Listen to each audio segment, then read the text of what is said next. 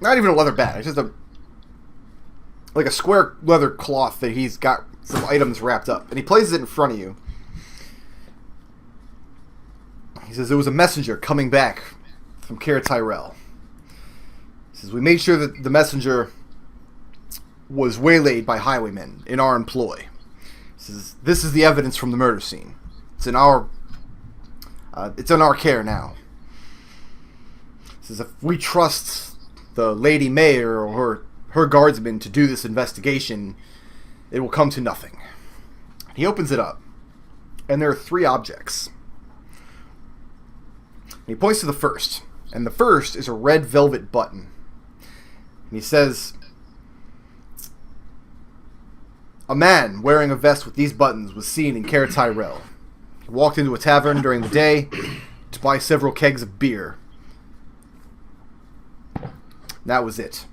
So this button matches the ones that I've seen being worn by Abraham, the man who owns the inn. Points to the second item, and it is a golden string for a harp. It's a golden harp string. It's also found at the scene. It's the only man in town that plays an instrument like this is Linus Harpstring, proprietor of, and he rolls his eyes, says, Theater of Mystic Celebration. Points to the third item. Third item is a holy symbol with the Barracudas of Osprem, and it's far more ornate than the one you've seen Arik wield. This is a trinket, a holy symbol carried by the high priest alone, Harper. He says, points back to the button.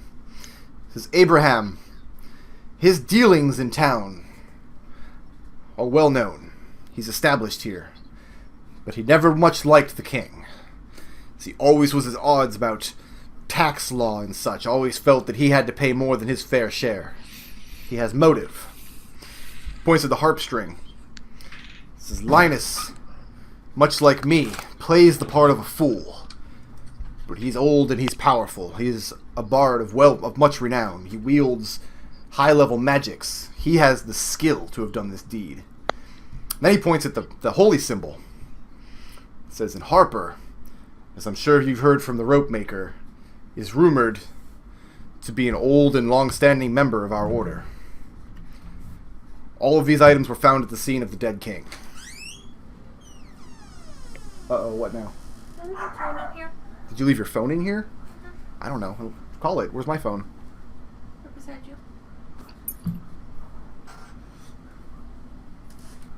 So are you going to call his phone or not?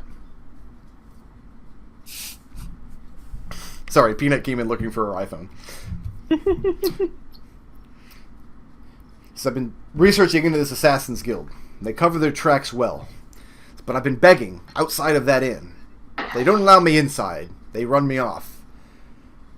But one of the patrons there, one of the people staying in those rooms, I'm certain he's a member of the guild. We may be able to start with that. And then he closes up the cloth, slides it over to you. His task is in our hands now, Zook. He says, if we don't bring the guild down soon, I believe the queen will be next. And from there, who knows?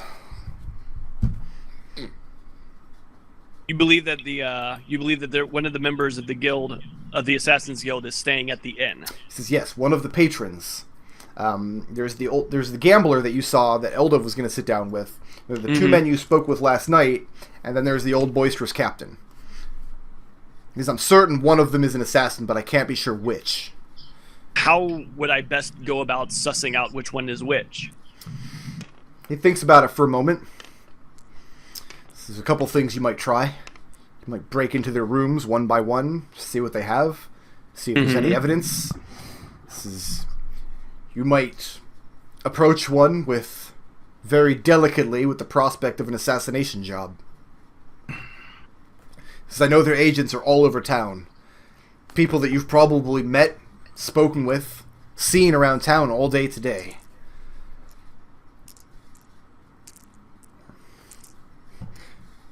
Says there can't be more than 9 or 10 of them. Any larger than that, they wouldn't be able to keep their operations down. If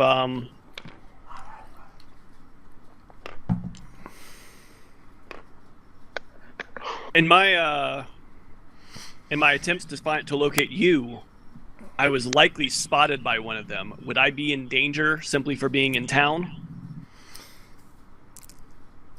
Says it depends on whether or not you're able to keep the nature of your investigation on the down low. If you draw too much attention to yourself. But you have companions, yes? Yes, I have many companions with me. And you can manipulate these people, they'll do what you ask. Why Within not put them reason. to use? I'll see what I can do. He nods. Then he reaches over to just a pile of just dirt, awful cow pies, whatever he has there. And he reaches, he grabs a handful, and he starts rubbing it on his face and arms. So I'm going to get back to work. And I suggest you do too. All right. Sounds like it's going to be a long night. And he takes the goblet and the knife back and hides them in a corner of the room. And he makes to leave. Okay. So who do you let's because I know you have to leave soon. Who do you pass the information on to? Who do you pass the quest information on to? Well, if I go back to the inn, who is Eldove playing cards still? Eldove is playing cards, and Orphan is sitting at the table of the loud, boisterous captain, but we haven't done their interactions yet. Everyone else went back to the ship. Okay. Well, when it's not necessarily true that Eldove's playing cards, because whenever Eldove plays cards, there's always a chance that someone's going to end up getting stabbed. Well, my first thought was, first of all, do I know just from spending time at the inn where each person is staying? Have I picked up on that information yet? You don't know who's staying in what room, but you know the layout of the upper floor of the inn. So okay. That's information that you have, but you don't know who's staying in what room. You know Abraham stays up there as well. He has the largest room in one of the corners. And at this point, is everyone down in the common room?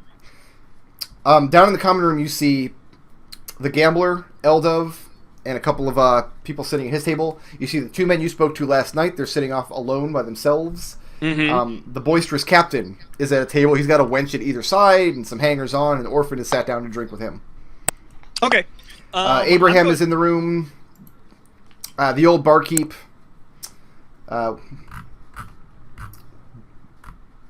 Glammy? Yeah, Glammy is there. The old injured barkeep. The pretty young barmaid is there, and the 2 kids that are serving. All right. Well, I have an idea, but I'll let you start with Eldove and them first if you want. Okay, Eldove. You sit down at this man's table. Wait, 1 second. Okay. A minute before I sit down there, I cast... 1 second here. Where are you doing the casting? Over at the table where I was sitting with everyone. So you're sitting down at the table where you just had the meeting and you do the casting there? Yeah. Okay. It takes 1 action. Like, I literally could mumble it under my breath and it's done. What are the components for the spell? Just verbal? It's my ring, so... Okay, got you. And what spell? I cast Fox's Cunning on myself. That's such a Mary Sue sounding spell. What does this shit do? I have an advantage on intelligence checks. Okay. And then I sit down to play cards. Alright. The man there sees you sit down, and you're fairly well dressed. You look like a man of means. He says, "Now here's a man who knows how to play cards. A big spender." And he looks at the people he'd been playing with, and you can kind of see a little bit of contempt on his face for them. Like, here's a man who can put gold in the pile. Well met, friend. I am Wilfong. How much would you like to lose tonight? How about we start at a few gold pieces and see how it goes from there? Do you tell him your name? Yeah. Okay. Alright. Go ahead and make a gaming check for the first hand. Alright. But just to be clear here, Mm-hmm. Eldove has played a couple hands of cards. Yeah. He is keeping an eye out to see if this guy is cheating. Oh, I understand. Make your check. Intelligence plus gaming tools, and you can make it at advantage because you cast your spell. Where did my other D20 go? Ah, there it is.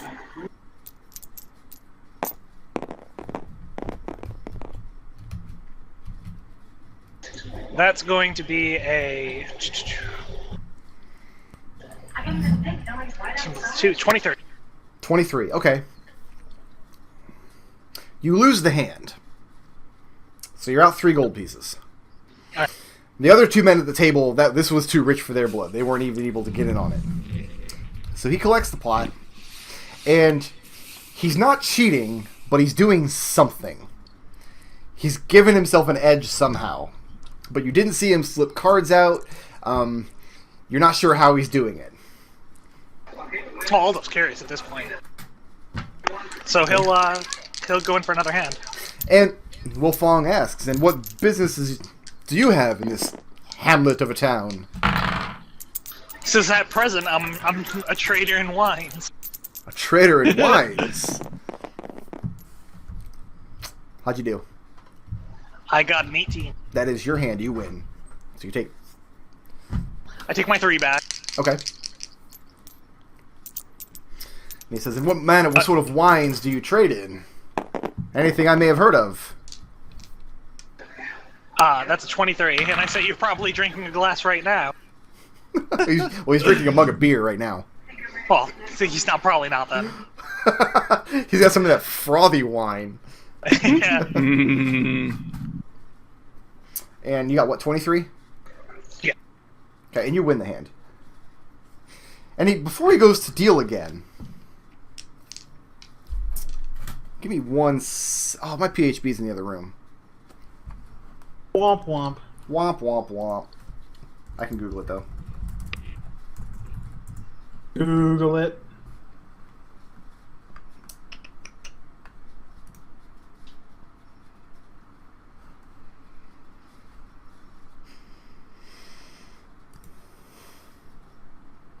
Is Fox's Cutting a concentration spell? Yeah. It is. He goes to deal the next hand, and before he goes to throw you your cards, he stops. And then he puts the cards back in the deck, and he puts his hand on top of it. And he just gives you this look, and this very sly grin, like, I know what you're doing. And then he says, Shall we go a little stronger with the bet this time? I give him the same grin back, like, to let him know that I saw his bullshit earlier. Okay. And I say, sure, what are you thinking? Puts 3 platinum pieces down. And at this, the other men at the table, like, whoa. Like, oh, like, that's 2 months of fishing work right there. Rick, That's a whole giant. Rick, if it works out, I was hoping to come back in while Eldove was still gambling. Oh, yeah, no, this is happening when you walk in. Let's take care of Orphan real first at the captain's table. Okay. He's glad to have more company. Always welcome at my table the exotic ladies of the Underdark. And he laughs a little bit. He says, sit, drink on my gold. And he, bring my new friend a beer. And a mug of beer is placed in front of you by one of the serving boys. All right. Most gracious of you. And I down the mug. Like, just down the whole mug at once? No, not at once. But, you know, I drink at it pretty heavily. I'm not nursing it, is what I'm saying. Gotcha. And he notices that you're taking healthy gulps of beer, and you see the look of approval on his face. He's a little red in the cheeks and in the nose. He's had a few himself. So what brings you to the table of Captain Basmar? Your fine stories. I was hoping I could hear another one or two. And he tells you... He tells you he's a smuggler, and no in no uncertain terms. Like, he's very proud of the fact. Like, he's very vocal about it. That he runs illicit goods to border towns and whatnot along the coasts of the wildlands to the north. And he's like, if that lady mayor in the castle wants to stop me, she'll have to come down and raise my boat, see if she does it. There are a couple of guardsmen in the room. There's always a few guards in the inn. Off duty, although the patrol does poke their head in when they come around. But when he says that about the lady mayor, you see the guards kind of look at him, but they don't move to do anything. But yeah, he's very proud of this fact. Yeah. So I noticed, I said to him, you don't seem too shy about flouting the mayor, do you? He says, a backwater like this, what could they do to stop me? I'm making gold hand over fist. I wouldn't be able to get away with it up in, say, Dunfoss or thereabout. But down here, anything goes. We're on the frontier. I said, well, I'll drink to that. He says, I have something from my latest shipment. Something you might enjoy with your exotic tastes. Oh, what's that? And he produces a small box. Sets it on the table, and he opens it up, and you see a finely ground white powder inside of it.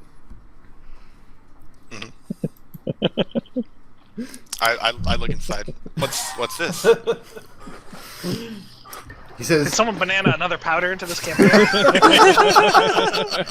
Okay, fine. Yeah, sorry about the cocaine, guys. and he takes his dinner knife off the table, and he gets a little... I mean, you've seen Scorsese movies. You know how this is going to go down. Yeah. And he gets it on the tip of the knife, and he holds it to his nose and snorts it up.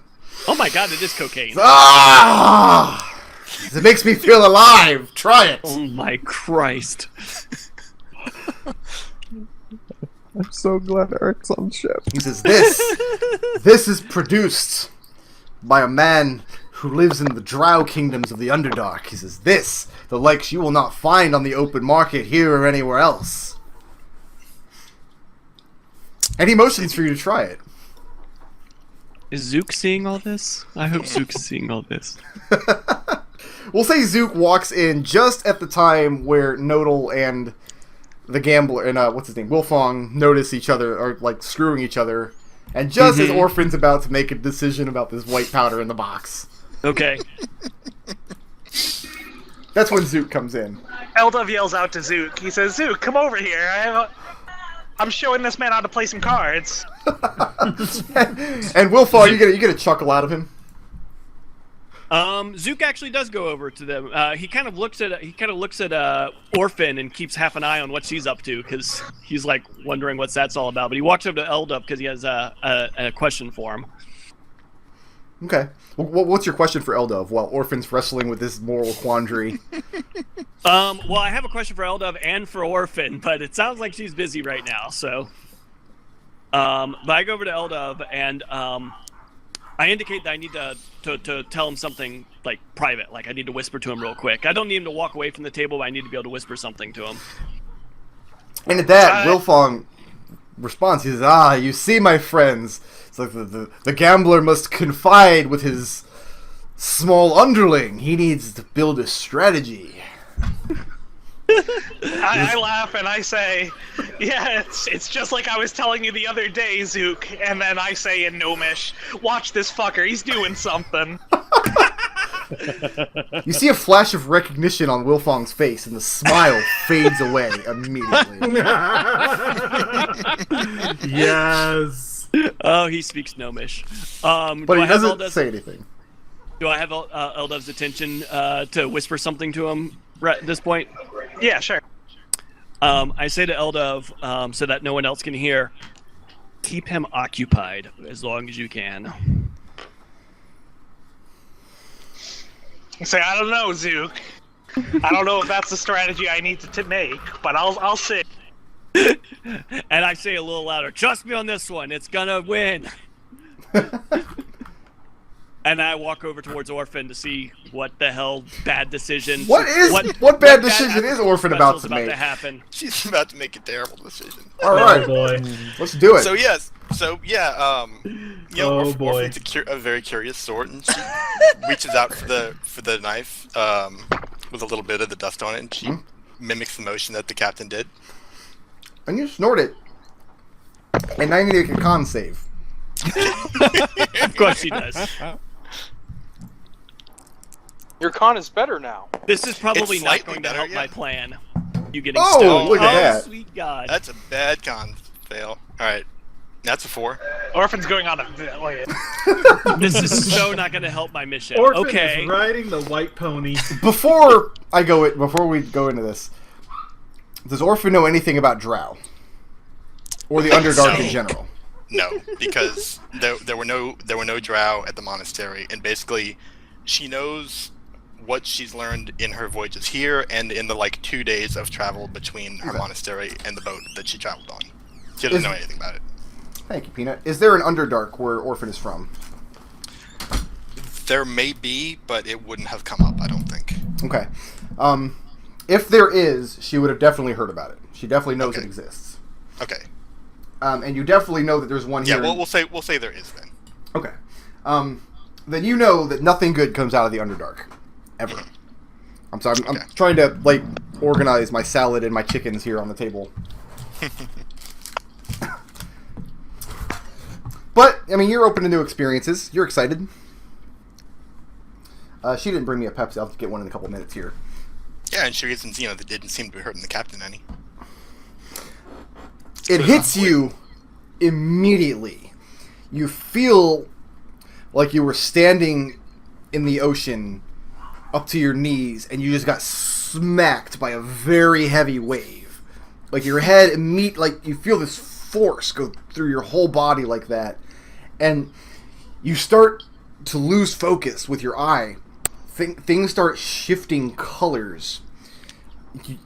You look up above the exit to the inn, and perched up there, you look, and it looks like a small bat creature. And he's clutching a stick. And the stick is striped as though it were made of candy. And he looks at you, and he's got this big hook nose. And he looks at you, and he just smiles, and he spreads his wings. And you look back around the rest of the room, and you look over to where a minute ago, Eldove was sitting with Zook.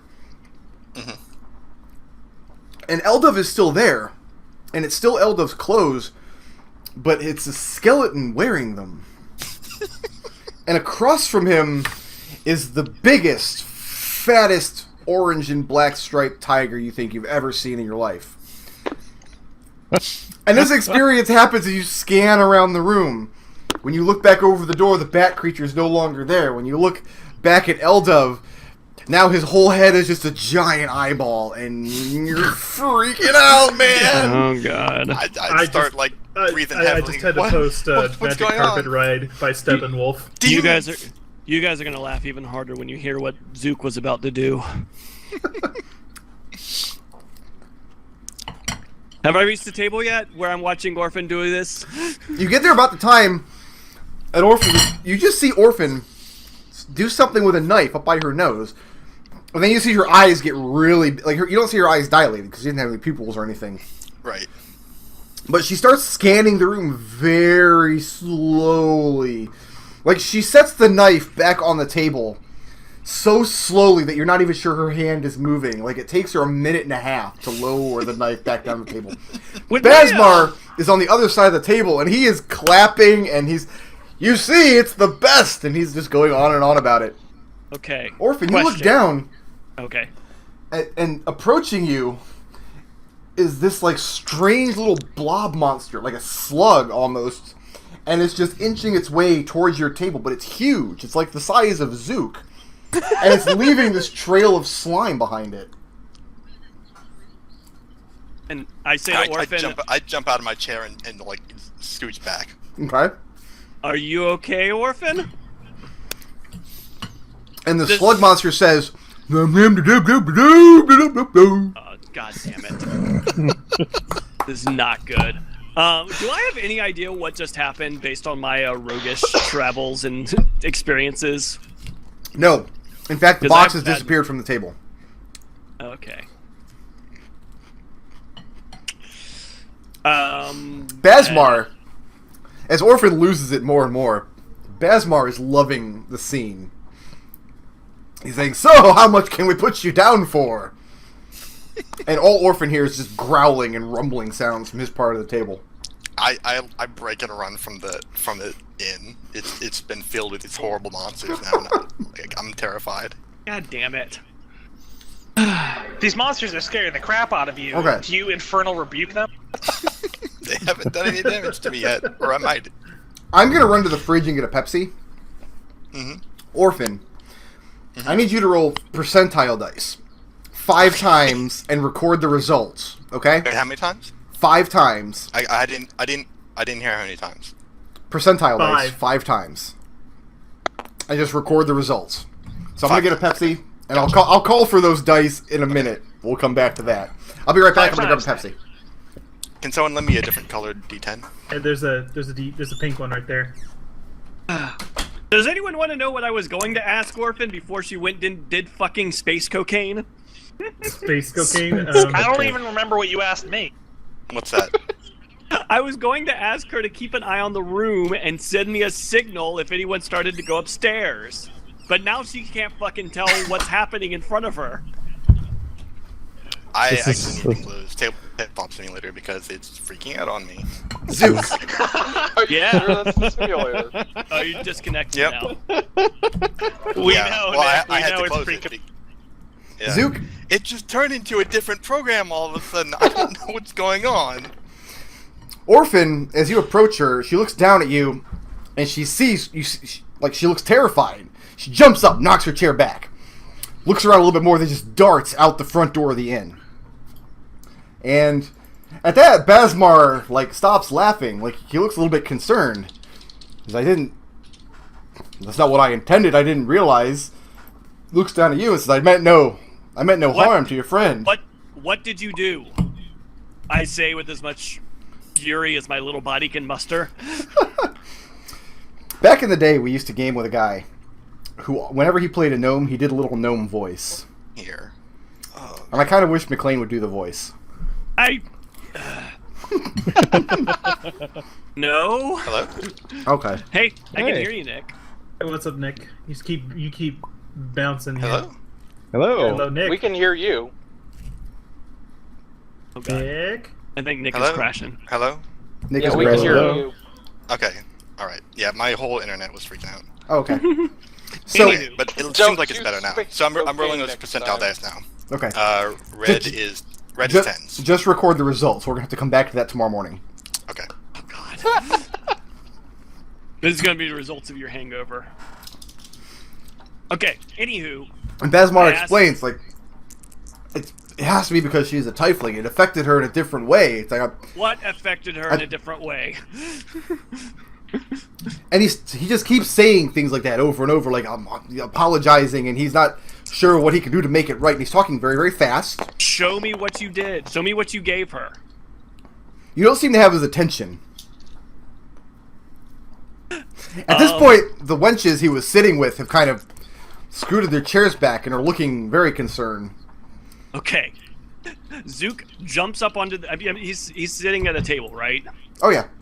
Zook jumps on a table, so he's standing at eye level with them, and Okay. slaps him across the face, and says, "What did you give her? And you What slap did you him.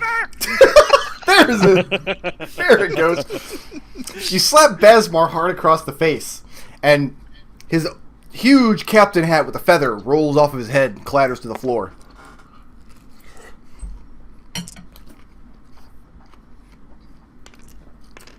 And he's locked on you. And you see him sweating quite a lot. He looks to be shaking a little bit. He looks agitated. He says, perhaps I made a mistake.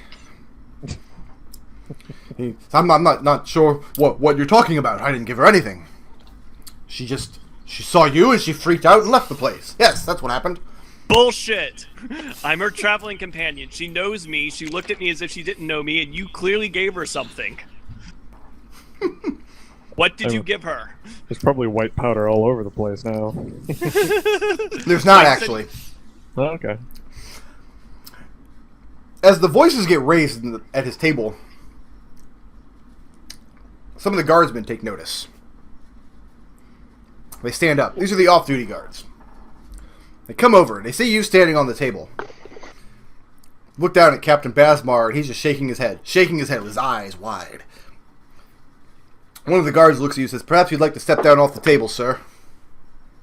And I say to him, "This man gave my companion something that is, I don't know, poisoned her or something, and he won't tell me what it was.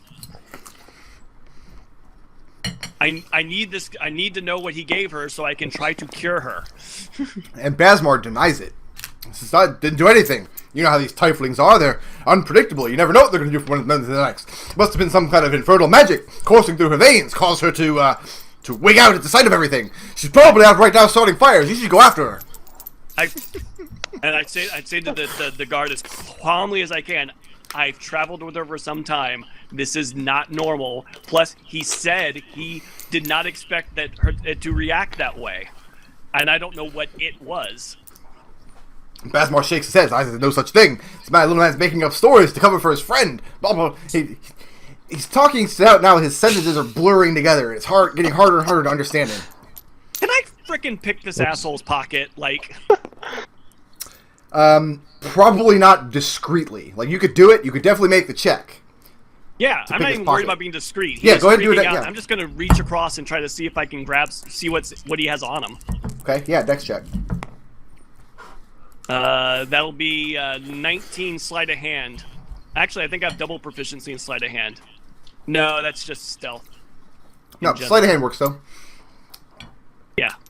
First of all, you hop that off the table. Yeah. Okay. You hop that off the table, and as you do, you make a motion, manage to get a hand inside his vests. And you produce the little box. And I bring it out, and I show it to him, and I say, "What is this?" Eldove, perception check. All right. Keep it secret for now, though. What? How am I supposed to? What? Well, I mean, I'm not looking. I mean, just don't interrupt the scene by telling me what it is. Just keep it to yourself for now. All right. That's a box. It's a little box. Nothing of importance in the box. I opened it up. You open it up, and it's got white powder in it. Did One I of the see guards her- looks down did I at see it. her snorting the powder off the knife, or did I You saw just her see that holding after? the knife to her nose. That's all you saw. Is this what was? And I asked him, "Is this what was on the knife?" I don't know what he's talking about. He looks at the guards like, "I don't know what she was doing. This man is robbing me. He's robbing me. You should arrest him." One of the guards puts hands on Basmar, holds him down in this chair, and you can see Abraham off behind the bar, like he's leaning on the bar. Like you can see he's kind of trying to gauge whether or not the guards have this well in hand, or whether he has to intervene. And the guards examine the white powder. One of them does an incantation of some kind. This is magical, that much is for sure. Looking back at the man, looking back at Basmar. Says, "Sir, did you give her any of this? Is this what caused her to react that way?" Basmar continues to deny it. And he begins demanding that he have his little box back. I tell him I need to have this. If you won't tell me what this is, I have to have it tested and try to get my friend help. Now, at this point, he sent 2 of the off-duty guards out. There were 4 in all. 2 of them left to go see if they could chase down Orphan. Mm-hmm.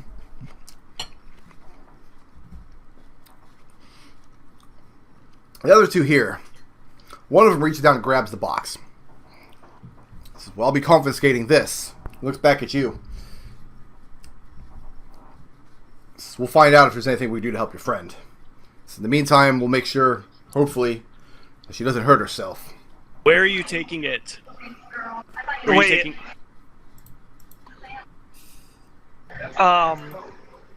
When he says it's magical, this has been so loud that there's no way that Eldove can ignore this. If you're paying attention to what's happening over there, then yeah, you can hear it. Otherwise, you probably wouldn't over the din of the... When I saw her run out of the room, I probably started paying attention. Okay. And I go over there and I say, "One moment, if this is magical, perhaps I can identify it." And Zook is looking at Eldove now and is like, "Yes, please." The guard who confiscated the box says, "Thank you, but We have wizards at the castle that can tend to that. And that guard turns and leaves. The remaining guard seems more intent on just keeping the peace in the inn, making sure a fight doesn't break out. So he's making sure, like, at this point, Basmar has started taking deep, calm breaths. Like he's coming down. He picks up his hat, fixes it back to his head, holds his finger up and says, "A round of drinks for my friends at the table." Mugs of beer are brought out.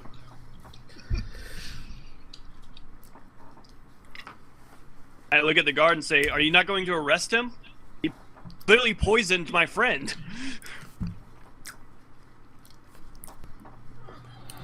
The guard doesn't say anything in regards to arresting him.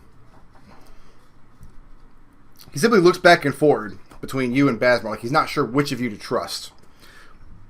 Looks over at Eldove, trying to gauge the situation.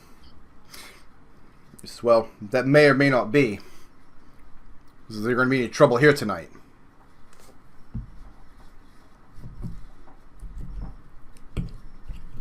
My only concern right now is making sure that my friend is okay.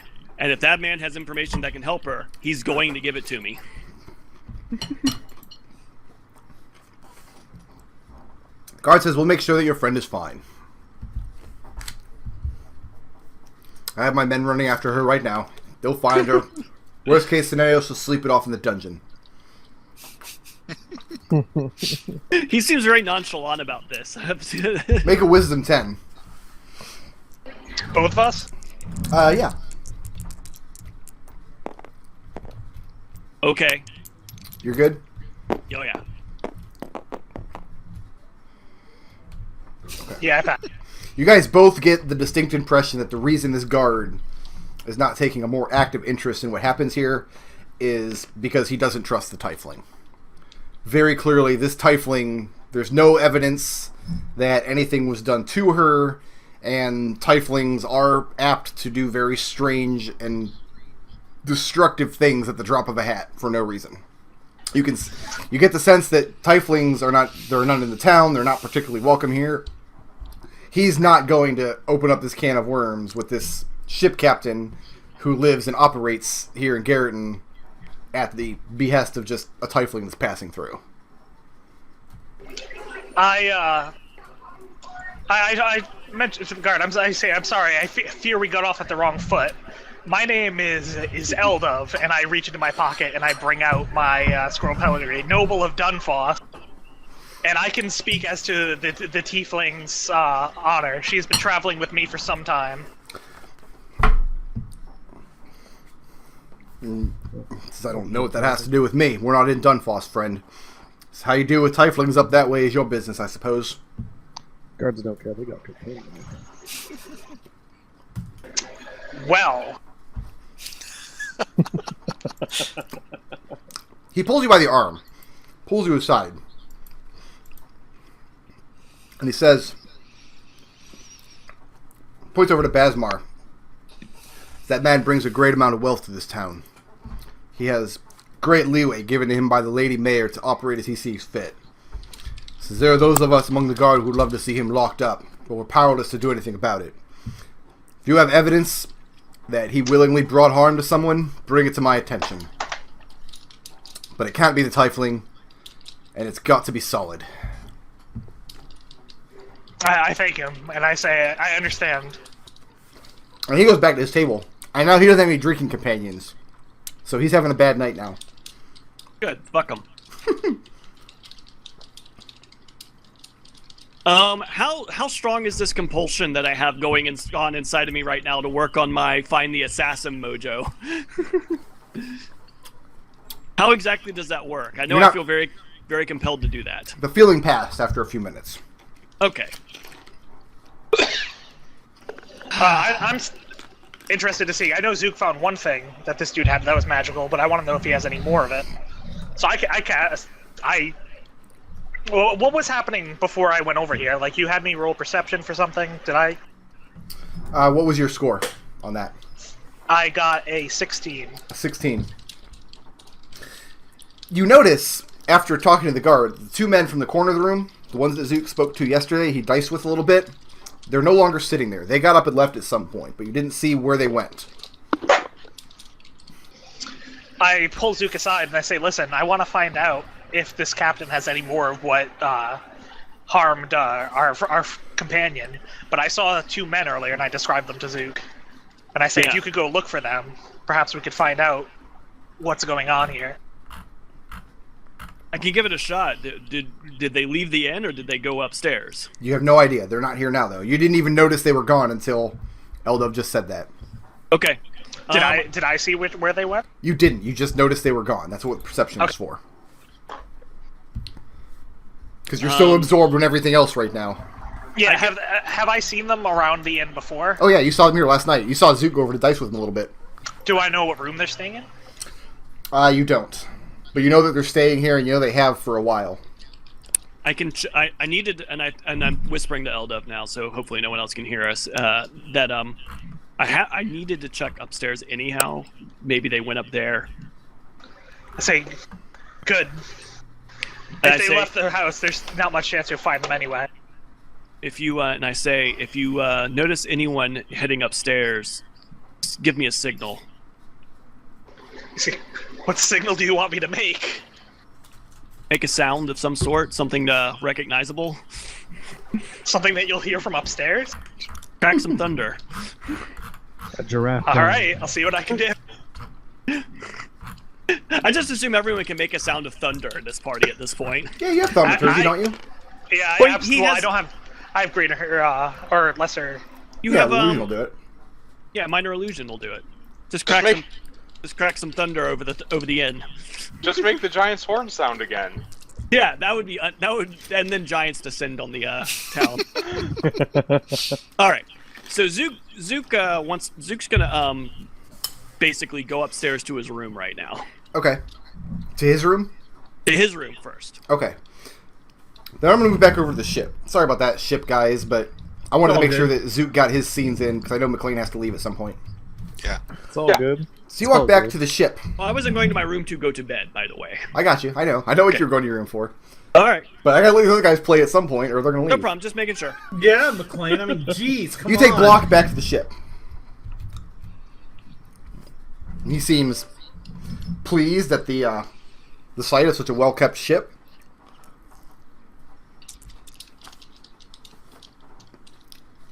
Points up to the sail. Says, "Whose fist is that?" A dwarf, a friend of mine, he died. I'll point to the sculpture on the prow of the ship. Oh, I thought that was just a fist on the prow of the ship. No, it's a sculpture. Oh, okay. Wait. You made him into our figurehead? Yes. Is he wearing like mermaid like shell bra? He's wearing whatever he wore when he would fought, and he's making the fist. Okay. That's in the notes. We are crashing that into somebody at some point. He is gonna punch a ship. Eldove calls out, "Fisting speed!"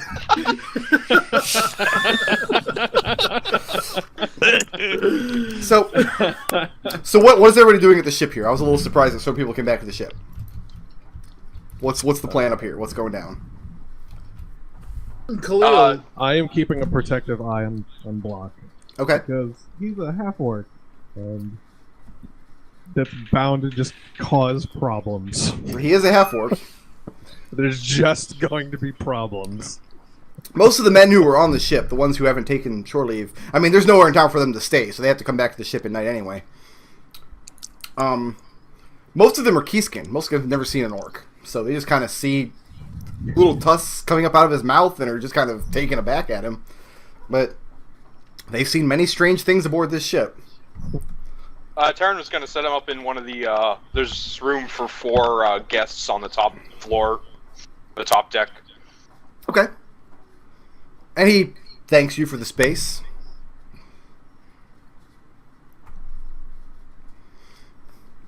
And I'll obviously give whoever's on watch, give him permission to let him come and go from here as he pleases, get meals in the mess, but don't let him below deck. Don't let him, from that. So don't let him to any of the areas below deck. Yeah. Okay. Like, the mess is on the second deck, but below there, the storage, the alchemy lab, all that stuff. Okay. I mean, you get the sense that he's only going to be on the ship to sleep. In fact, he immediately retires for the night. Okay, And he doesn't have any interest in the ship beyond a bed. that's fair. I still stand guard anyway. So Arik stands guard. You know, orcs. Yeah, orcs. But orcs. And what of Khalil and Tarin? Tarin doesn't really have any plans. Khalil? Nor Khalil. He missed out on all the action that's happened this night, so. Yeah, seriously. Hope he shares that cocaine with the rest of us. Fuck. I know, right? All right. Who knew the party was at the end tonight? Eldove, what are you up to for the rest of the night? Well, You cast Detect Magic, yes? yeah. Basmar is definitely carrying... You sense several magic items beneath his cloak. Beneath his tunic and whatnot. Like, he's got magic on him, but it's impossible to tell what. Okay. Is that it for the room? Scanning around the rest of the room, Wilfong is also carrying a magic item, but not overtly. Nothing on him that you can see is magical. Abraham, the longsword that he carries at his side is magical. And Glommy, the barkeeper, he has an aura of magic that just kind of radiates off of him. Rad. Yeah, pretty rad. But that's it for the room. I just want to say, of the people in this party, I feel like very let down by our captain that I'm the one who spotted all this magic shit. He did not turn on Detect Magic at all the whole time he was at the inn. I'm letting him have his packed weapon at all times. I'm not just letting him walk around with the Detect Magic lamp turned on. You gotta declare that. Analyzing. He's got his tricorder out like freaking Star Trek. So Eldove starts stabbing these people and taking their magic items. Including parts of Glom. So what is your plan for the rest of the night, now that you know that you're surrounded by magic shit? Who was Wilfon? Is that the guy I was playing cards with? Yes, that was Wilfong. I'm gonna sit back down with Wilfon and say, sorry about that. My companions seem to have some issues tonight. And while you were up, I mean, he played a couple hand for silvers with the other men at the table. It's like, so there was talk of 3 platinum pieces, yes? No fucks given. I say, absolutely. And I put one down in better humor than I was before. Like, at this point, I'm more interested in figuring out what he's doing. Like, Okay. I just find it... after all of the crap that's gone on, this seems much less important. And he goes to place his 3 platinums on the table. Then he looks you right in the eye. You know what? Let's make it 10. 10 platinums. What do you say? Where was the magic item that he was carrying? He's wearing it under his clothes. On his chest. Magic underwear. How long does your cunning spell last? Oh, an hour, so... An hour, so you're good. Okay. Wait, yeah, we're good.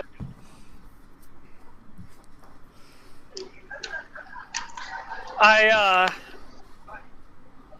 say that sounds fine, but and I kind of ostentatiously dismiss the spell that was cast on myself. Okay, so you're no longer concentrating on it. Right. And Roll. I said, What's your passive perception? I don't know. Oh, you can go ahead and roll passive perception because you're trying to read this guy, or roll insight if it's higher. It's the same number. Okay. Is it passive or No. do you roll want me to roll? Yeah, because you're not passive in regards to this guy. That's 12. That's a D12. That okay? I can. The metal I can count. I mean, don't get me wrong. I always am excited when somebody gets to roll a D12. But D12 is my favorite dice. 14. D12s are awesome. They they're never pretty get good. used though. Never get used. I have a bunch Barbarian of hips. I think that's it. D4s with that are numbered. Well, on D12s, I have all my D4s are actually D12s. And once you stop concentrating on the spell, you see, just watching him, his facial features, you can tell he notices that you dismissed it. Like he knew within seconds of you stopping the spell. And I say to him, if this hand doesn't go well, I may run out of gold and we'll have to play some strip poker. He says, so let us not play for gold then. He says, how about we play for secrets? And he looks over at Basmar. And he leans into the table and he says, so that he can't be heard outside of you and the other two men sitting at this table drinking. He says, I know something about the good captain. What do you know? About the captain in particular? Just what do you know in general? He's saying he knows something about the captain that you want to know, and that's what he's putting on the table. But what do you know if he wins? I have many interesting companions. And why would I have interest in your companions? Why would I have interest in the captain? It says because he poisoned your friend, and you wish to see him brought to justice.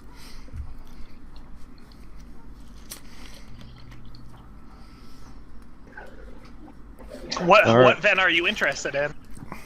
Are you gonna sell out, Nodal? Don't worry, I'm not going to tell this guy anything important. Doesn't everybody know that he's a thief? He thinks for a moment. This is your ship. You carry great wealth upon it, do you not? Well, as to that, I'm sure my captain wouldn't want me to say. He says that's what you'll put on the table then.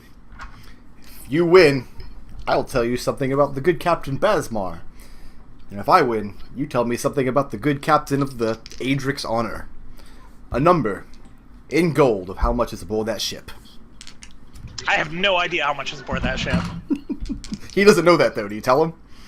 No. No. Give me a rough estimate of about how much I think is on there. Well, I guess the real question is, Tarin, is there any reason Eldove wouldn't know that information? Let me think. With your accounting. Unless he's actually Keep like in mind, bothered. I am the ship trader. Yeah, unless he's actually bothered to go through and read the ship's log, he'd only see his shares. And I think I've probably at this point, probably not intentionally, but because Tarin is not a good bookkeeper, it's probably somewhat obfuscated just from the log. Like, you'd actually have to go through and... I don't think at any point he wrote down how much he has on the ship. I think he wrote down how much he got and how much he gave to everyone Gotcha. in a really Now, convoluted manner. Here's what that means for Eldove. Eldove got a share of the plunder. Yep. And the Eldove can extrapolate from that what the ship's take is. Okay, so just give me like a rough number, Tarin. Tarin, Like very rough. 5,000 within an order of magnitude of 10. Alright. It's between 500 and 50,000. Whoa, wait a second. Tarin's a bad Magnitude of bookkeeper. 10. Eldove, you know that the ship is relatively wealthy. Takes a good take. Do we have the ship treasury up? Oh yeah, I know exactly how much is on it, but I don't think... Again, Tarin's bookkeeping is not his strong point. Alright, Eldove's willing to tell this guy this. I'm just pulling up the treasury to see exactly what the ship has got. I figure, worst comes to worst, I lose. We tell the guy such and so much, he goes to steal it, and we fucking take all his shit. Eldove, you know for sure there are at least... Because you bought 5 pearls on the ship. Are those on your person or are those on the boat? Those are worth 100 gold each. You would Two of say, them are on my person. in addition to the pearls that are back there, and whatever the blue dragon wormling is worth, and the price of the dragon powder, which is incalculable as far as you know, in addition to that, you would estimate, based on what your share is and what you know the ship takes in, you would estimate 4,500 gold. Alright.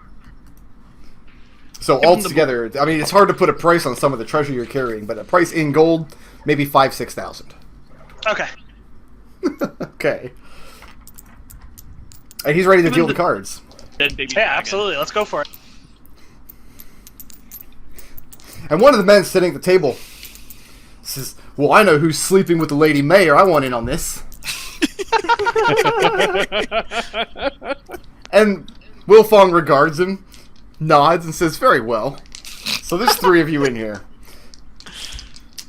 Alright, Eldove. You may make the check. I have a feeling I'm going to make several checks. Well, it's all on this one hand. Right now. All right, that's a. It's intelligence plus whatever. Plus your gaming tools if you have them. 24. Unless you're cheating, then it's dexterity. I'm not cheating. Okay. That's a 20. 24. You beat him by 1. He got a 23. Ooh. The other guy got a 6. He's fucked. Whatever. I get to find out who's sleeping with the lady mayor. And you see him gets a look like he looks amused, like, oh, I've never played for secrets before. Oh, I kind of wish I knew something. Oh wait, I do know something interesting. And he says, well, I heard that the priest Tellish is sleeping with her. I heard he's fucking her every night. Maybe with that trident of his, eh? And Wolfungus doesn't even look amused at it. And Wolfung looks back at you. Looks like the day is yours, my friend. Did you tell him your name? Yes. He leans forward, points over to Captain Basmar. Says, that man says he's a smuggler.